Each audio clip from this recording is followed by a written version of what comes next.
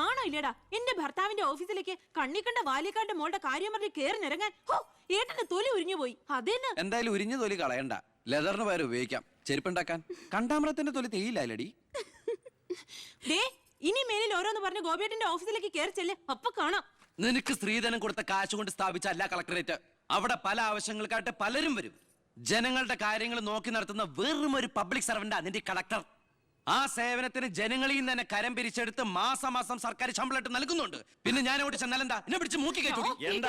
എന്താ ഇവിടെ ഒരു ശബ്ദം? കോട്ടപ്പുറത്ത് താമസിക്കുന്ന കാമുകിക്ക് കുടിവെള്ളം ഇല്ലെന്ന് കാമുകന്റെ വേവലാതിയാ. മിനറൽ വാട്ടർ കുളിക്കുന്ന നിങ്ങൾക്കൊന്നും കുടിവെള്ളത്തിന്റെ വില മനസ്സിലാവില്ല.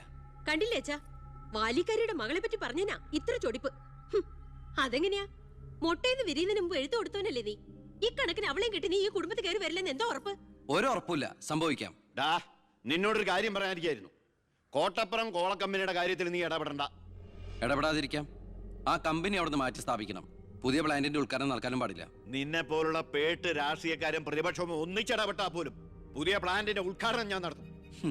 ചന്ദനക്കാട്ടിൽ ബാലഗംഗാധര മേനോന്റെ മകനാണ് ഈ ഞാനെങ്കിൽ ആ ഉദ്ഘാടനം നടക്കില്ല. നിനക്കൊരു ചുക്കും ചെയ്യാനൊക്കെ